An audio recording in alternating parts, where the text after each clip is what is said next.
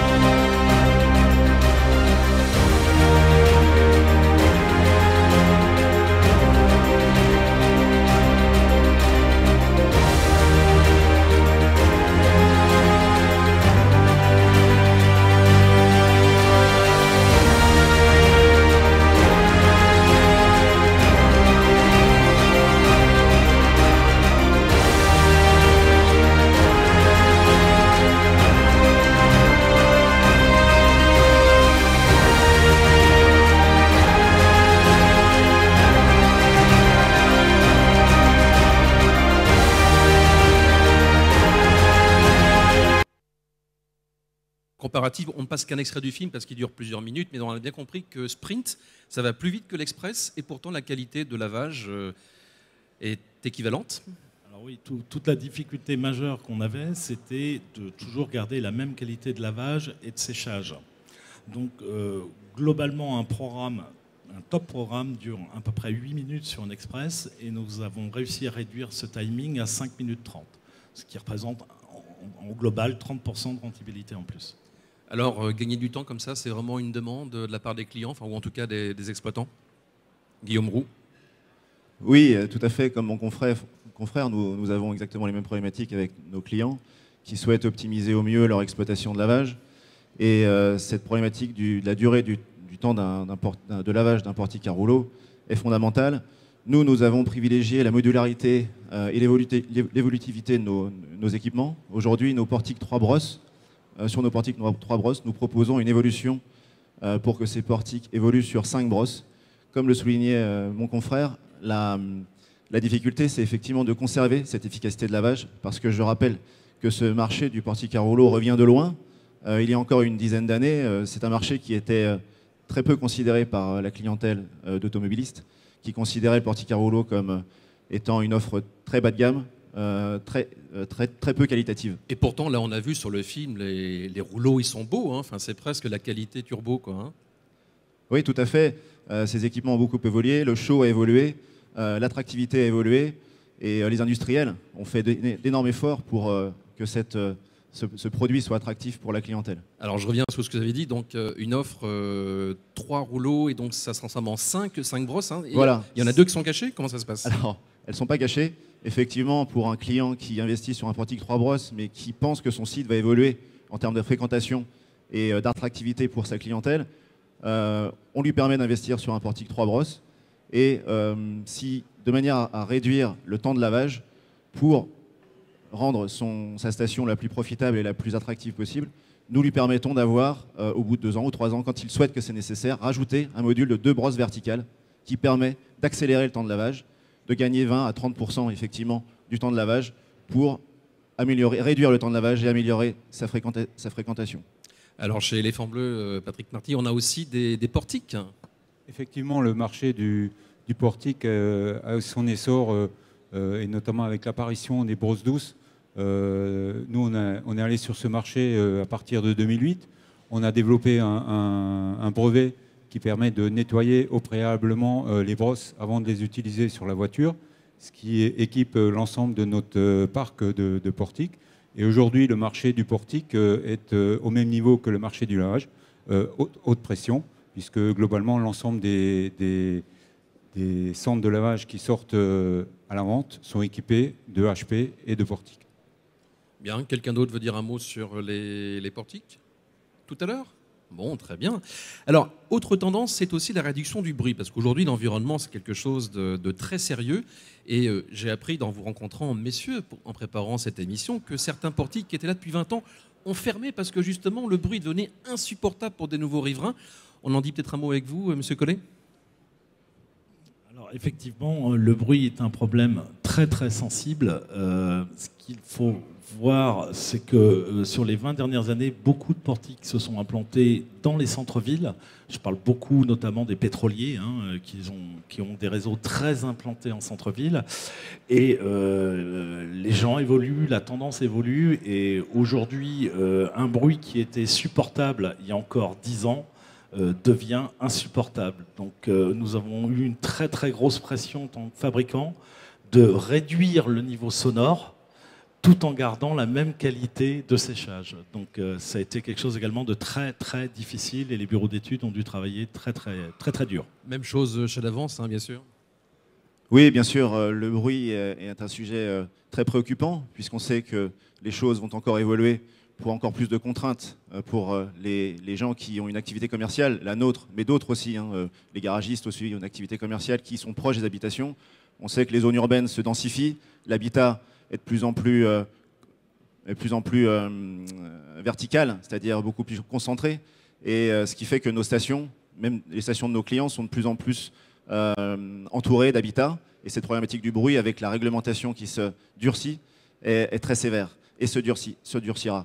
C'est pourquoi nous avions également imaginé un nouveau concept de séchage, puisque c'est le séchage qui pose vraiment un problème sur le portique automatique, le portique de lavage à rouleau, qui permet de réduire vraiment sensiblement le bruit de 6 à 7 dB, à 7 décibels, pardon, tout en conservant cette fameuse qualité de lavage qui est un capital précieux. J'insiste sur ce fait parce que effectivement le portique à rouleau a gagné ses lettres de noblesse ces dernières années en termes de qualité et d'offre de service qui correspond à une clientèle qui est attente du service et de la qualité. C'est pourquoi on souhaite vraiment faire évoluer ces équipements vers toujours plus de qualité en respectant les soucis environnementaux. Ces soucis environnementaux, ils sont aussi en termes d'économie d'énergie, et c'est la raison pour laquelle ce séchage que nous avons conçu a été fait aussi dans le but de réduire la consommation d'énergie. C'est pourquoi un portique standard, un séchage standard qui consommait entre 15 et 18 kWh sur les modèles standards, aujourd'hui avec cette nouvelle technologie, n'en consomme plus que 6 à 8 kWh. C'est très sensible et c'est d'autant plus important que la capacité de en termes d'électrique, la capacité électrique sur une station-service est réduite, est contrainte. Et c'est la raison pour laquelle, si nous voulons développer aussi cette offre de portique, nous devons aussi tenir compte de cette contrainte en termes de capacité. Merci. Olivier Couly, vous, c'est plus simple, il n'y a pas d'eau pour le lavage, donc comme ça, on économise dès le départ.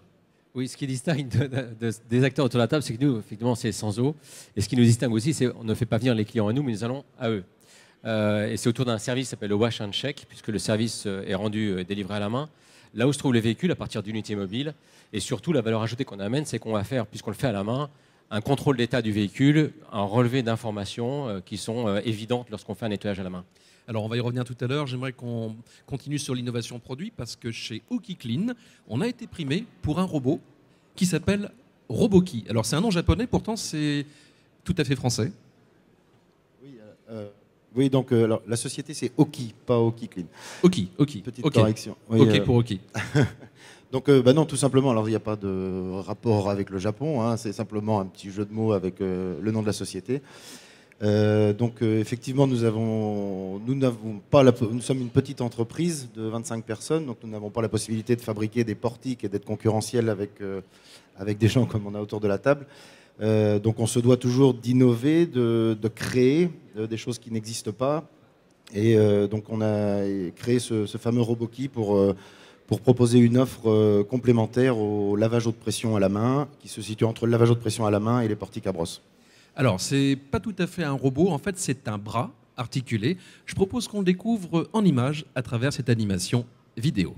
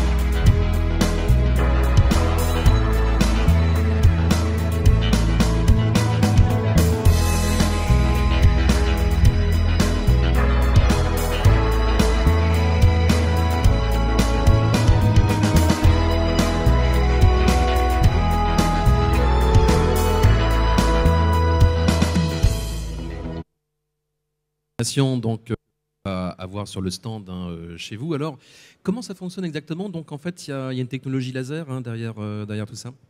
Alors oui, effectivement, enfin laser. On a donc 2 caméras 3D qui sont embarquées sur le bras. Et pendant la phase de moussage qu'on peut effectuer à une distance un peu plus importante du véhicule, les caméras 3D scannent le profil de véhicule et enregistrent le profil des véhicules qui sont présents sur la piste. Et donc ça donne un lavage personnalisé qui épouse parfaitement la forme du véhicule, évidemment. Voilà, donc ça c'est le premier intérêt, de rester toujours à la même distance du véhicule. Aujourd'hui, dans les systèmes de lavage automatique, que ce soit les portiques à brosse ou les portiques haute pression, les buses restent toujours à la même, ne bougent pas. Donc si vous arrivez avec un véhicule qui est un peu plus petit, effectivement les jets n'ont pas d'impact, enfin l'impact est un peu moindre sur les carrosseries. Donc là, avec le robot, ça nous permet de suivre le profil et d'être toujours à bonne distance pour effectuer un lavage au mieux. Et comment cette innovation a-t-elle été accueillie ici sur le salon? Alors effectivement, on attendait beaucoup de ce salon pour voir un peu la réaction des gens. Pour l'instant, c'est très positif. On a quasiment pas de critiques, enfin pas de critiques du tout d'ailleurs. Il y a beaucoup d'interrogations, comment ça fonctionne. Mais combien ça coûte aussi peut-être? Combien ça coûte, bien sûr. Bon, je ne vais pas vous parler de prix pour l'instant. Mais effectivement, on a une... Qu'est-ce qui vous fait rire, Guillaume Roux, là? C'est vrai qu'on aime bien quand même connaître les positionnements prix de nos concurrents, c'est toujours utile. Bon, vous le saurez bien assez tôt, je pense. Effectivement, on a été très bien accueillis. Il y a beaucoup de questions. Et puis c'est une belle reconnaissance parce que être récompensé comme ça par les grands prix, c'est quand même pour une petite société comme vous, c'est bien. Ah oui, tout à fait. Oui, on était toujours un petit peu à l'écart des grandes sociétés habituelles.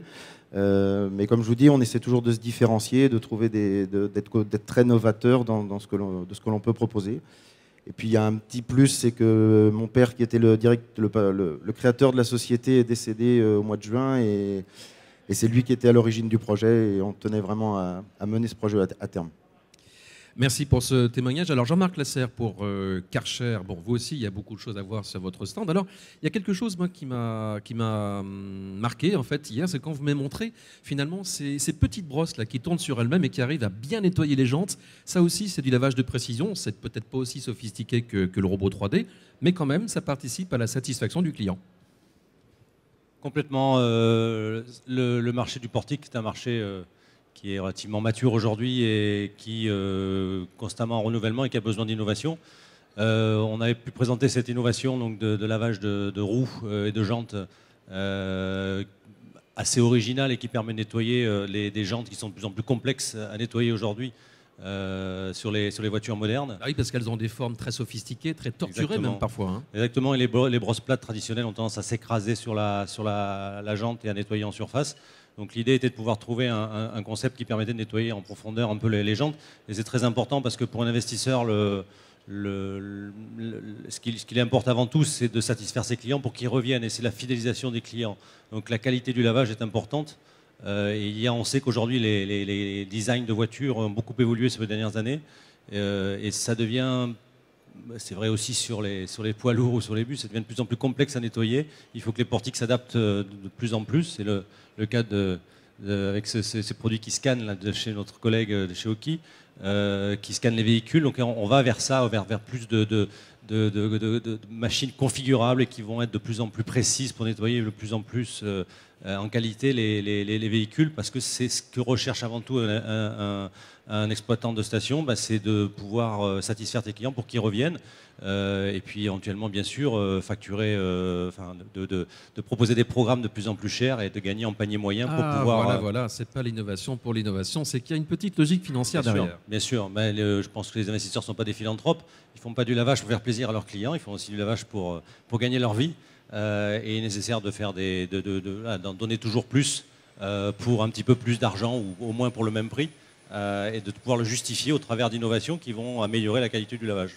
Alors ça, c'était pour l'innovation produit. Alors il y a quelque chose également qui est intéressant, c'est que vous avez un partenariat avec Photomaton. On parlait justement d'investissement, d'intérêt financier. On ne sait pas forcément, mais Photomaton installe des stations de lavage, ainsi que des laveries d'ailleurs. Et donc du coup, vous profitez de cette opportunité. Oui, alors c'est un mariage assez iconoclaste entre Photomaton et Karcher. C'est deux noms emblématiques dans leur domaine. Pour des raisons d'ailleurs totalement différentes. Totalement différentes, complètement différentes. Après, les deux sociétés, au-delà de leur nom emblématique, se sont associées aussi pour leur savoir-faire. Le savoir-faire, donc Karcher pour tout ce qui est produits, qualité, qui ne sont plus à démontrer, et notoriété de marque également, qui sont un bon investissement ou un bon retour pour le client, parce que ça rassure les clients finaux. Et Photomaton qui a eu un savoir-faire très très évolué, très avancé sur le partage, le profit sharing, le business model de profit sharing, au travers au préalable des cabines photo forcément, mais qui ont développé également ce savoir-faire sur des laveries et puis donc le lavage. Et donc ils proposent à des exploitants, ou en tout cas principalement à des supermarchés, hypermarchés, d'installer à leur charge une cabine photo, une laverie et maintenant un portique de lavage. Et puis partageant. Encore une cabine photo dans la cabine de lavage. Pourquoi pas. Pour imaginer, l'innovation n'a pas de limite. On y travaille en tout cas. Alors ce qui est intéressant, c'est qu'il y a la maintenance technique, et donc celui qui fait la maintenance des cabines photo ou des laveries, c'est aussi le même qui va aller passer un petit coup de brosse ou. C'est l'idée du partage de la valeur ajoutée et du savoir-faire de chacun. Photomaton a des équipes techniques sur le terrain très nombreuses qui sont à même de faire de la maintenance de premier niveau. Non seulement maintenance technique, mais simplement maintenance propreté pour conserver, donc que ce soit pour les cabines photo, les laveries ou les portiques de lavage, une qualité de produit toujours égale, et pouvoir gérer au quotidien et être présent quasiment toutes les semaines sur le matériel pour pouvoir le suivre et donc garantir la profitabilité de l'opération. Alors, qu'est-ce que ça vous inspire, vous autres, ce type de partenariat? C'est quand même assez quelque chose d'inhabituel, non?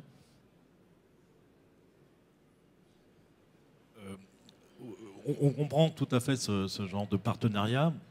Concernant par exemple un groupe tel que WashTec, pour nous c'était difficile d'aller dans ce sens-là parce que par exemple nous travaillons déjà beaucoup avec les grandes surfaces. Nous avons ce qu'on appelle des référencements dans le métier et on ne voyait pas comment on pouvait manager d'un côté un partenariat qui a son importance, je pense qu'il va se développer, et d'un autre côté, respecter un contrat, un référencement, c'est un contrat, avec la grande surface. Donc c'était assez difficile. Pendant que j'y suis avec vous, vous m'avez montré hier le jet de mousse là, avec des jeux de couleurs, c'est bleu, c'est blanc, c'est rouge.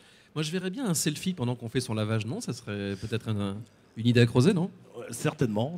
La tendance est vers là, et on la creusera avec Photomaton. Ouais. Guillaume Roux.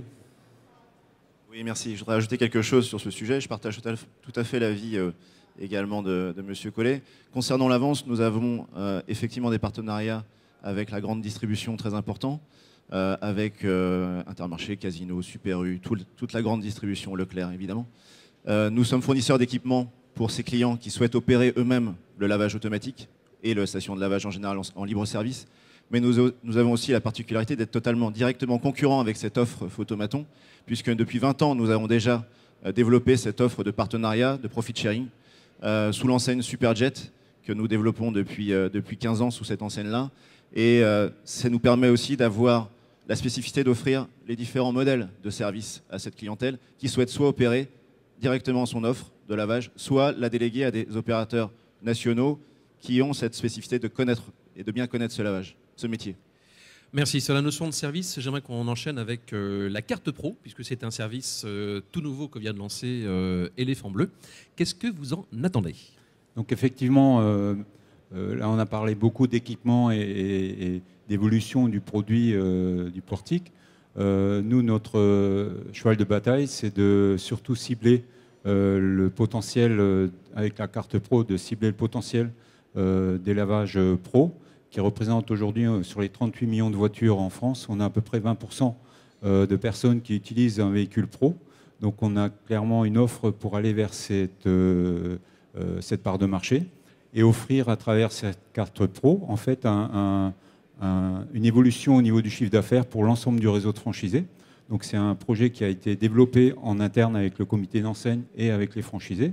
Nous allons, nous, franchiseurs, aller démarcher les gestionnaires de flotte et c'est au réseau de franchise d'apporter le service de qualité sur la station. Très bien.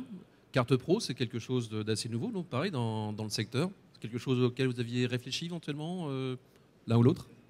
Vous battez pas, hein. Non. Alors, je trouve que c'est une excellente idée parce qu'aujourd'hui, il y avait un gros faiseur sur ce marché-là, hein, qu'on connaît tous, hein, très connu. Et je trouve que... Vous voulez dire que ça commence par un T, c'est ça? Voilà, tout à fait. Et je trouve que l'idée, ce qu'a mis en avant Ipromat, c'est une très bonne idée et ça va faire évoluer plein de choses, certainement dans notre métier, sincèrement. Alors, en parlant de pro, je pensais à vous, Olivier Coulis, que vous avez commencé tout à l'heure à parler de Wash and Check. Vous avez même votre petite carte, je sais que vous meurez d'envie de la montrer au public ébahi. Voilà, peut-être que comme il y a une caméra ici, on va pouvoir zoomer dessus tout à l'heure. Alors, vous, en fait, vous avez donc une offre service et vous utilisez les big data, les données, pour donc, en fait, Oui. tout numériser, finalement, les interventions. Tout à fait. L'occasion d'un lavage, quand il est fait à la main, donc nous, je rappelle qu'on va sur place et c'est ce qui nous distingue, on le fait sans eau et c'est parce qu'on le fait sans eau qu'on peut aller sur place et n'importe où. On n'a plus de contraintes d'évacuation. Et puis, comme on le fait à la main, on a un niveau de qualité certain. On a un point commun tous, c'est qu'on fait gagner du temps à notre clientèle puisqu'on vient sur place. Mais puisqu'on le fait à la main, on a accès à une certaine intimité avec le véhicule, une forte intimité, donc accès à plein d'informations. Alors, il y a des informations assez classiques sur l'état du véhicule, les chocs, les rayures, les pneus, attention, il faut les regonfler, on les regonfle, il faut les changer, on avertit, il y a un impact sur le pare-brise, la vignette d'assurance n'est pas changée, etc., etc. Et toutes ces informations, ça fait partie du check, du service Watch and Check, sont ensuite délivrées en temps réel à nos clients, sur son smartphone ou sur un extranet quand il s'agit d'une entreprise et qui a donc besoin de suivre l'information.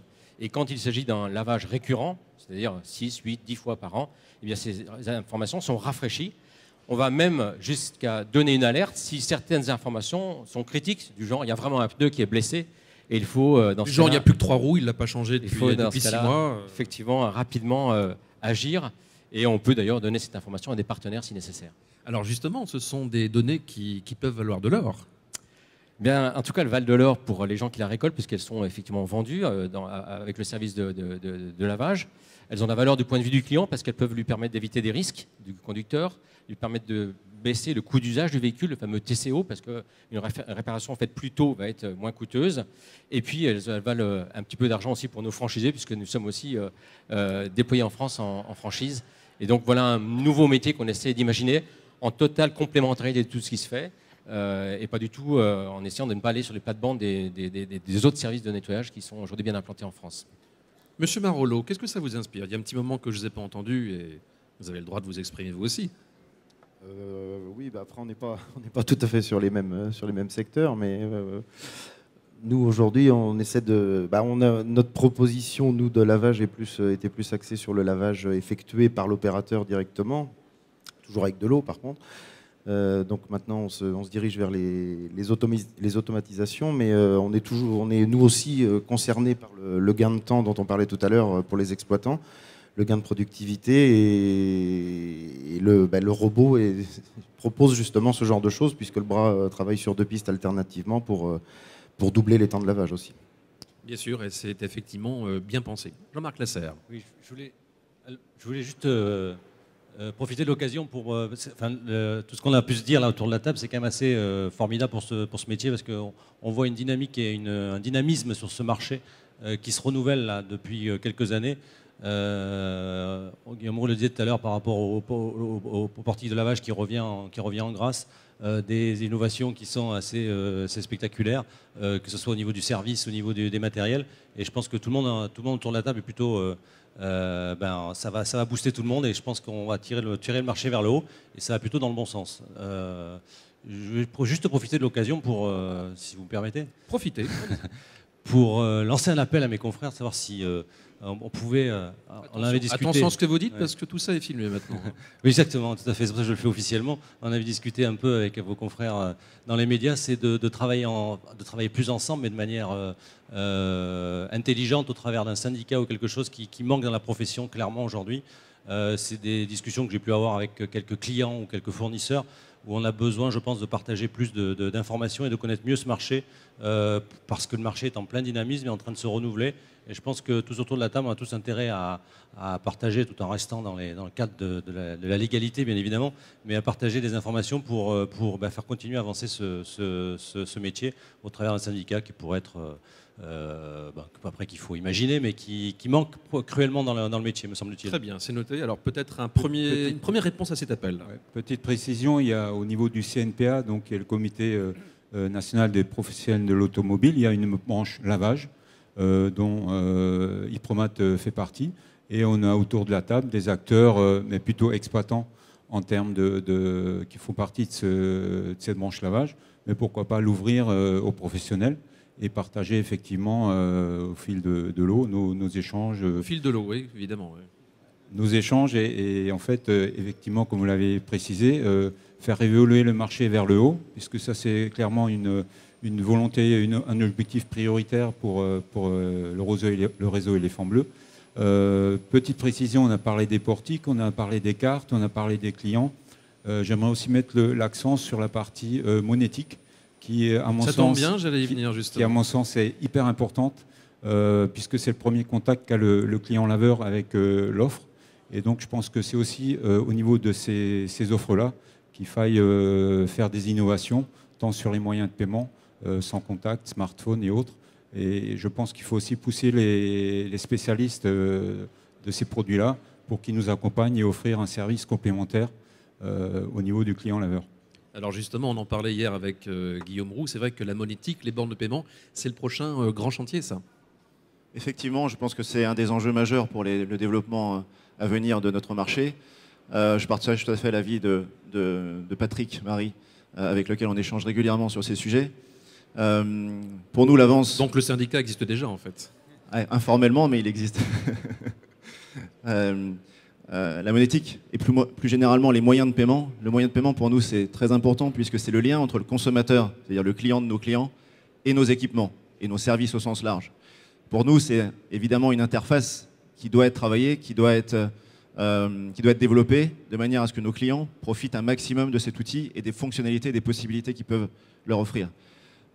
Aujourd'hui, on entre dans une nouvelle ère, hein, l'économie entre dans une nouvelle ère, le lavage doit entrer dans cette nouvelle ère, l'ère du digital, des nouvelles technologies. À nous, spécialistes, experts du métier du lavage, d'adapter ces solutions du marché, ces solutions innovantes des nouvelles technologies sur notre marché et sur les moyens qui pourront permettre à nos clients d'en tirer un maximum de bénéfices et de services pour leur clientèle. Aujourd'hui, nous sommes, plus spécialisés. Nous travaillons plus spécialement sur le smartphone, sur les applicatifs smartphone qui permettront... Déjà, ça sert pour diagnostiquer à distance une station qui marche mal, par exemple. Tout à fait. Nous avons déjà commencé depuis plusieurs années à travailler avec ces outils pour offrir la possibilité à nos clients d'être en lien direct, permanent avec leurs équipements sur leur station, leurs portiques, mais leurs centres de pression, leurs équipements bancaires, pour que la fonctionnalité de leur station soit optimale et permanente. C'est un premier palier qui a énormément aussi amélioré la qualité de service rendu à nos clients. Mais ces outils connectés, nous devons aussi les décliner vis-à-vis. Demain, avec une vis-à-vis Apple du Watch, business. je pourrais déclencher à distance le lavage. Exactement, c'est ce qu'on va faire. C'est ce qu'on va faire et le premier prototype qu'on va faire dans ce sens-là sortira au premier trimestre 2016. Et ça, c'est un scoop. Hein. C'est un scoop du jour. Bon, super. Et les autres, alors, vous faites quoi, hein, alors? Et effectivement, nous travaillons tous à l'heure actuelle sur le mode de paiement. Hein. Juste pour revenir tout à l'heure, on a cherché à développer tous, à gagner du temps sur le mode de lavage en fonctionnement. Mais c'est évident également que le temps, il faut qu'il aille en parallèle lorsqu'on va payer. Donc, on a vu notamment des choses à l'étranger, mais attention, les réglementations en France sont très spécifiques. Il y a notamment une réglementation concernant l'arrêt d'urgence qui est très problématique. Dans d'autres pays, nous sommes en Europe, mais tout près de chez nous, nous avons des confrères où la sensibilisation sur l'arrêt d'urgence est beaucoup moindre.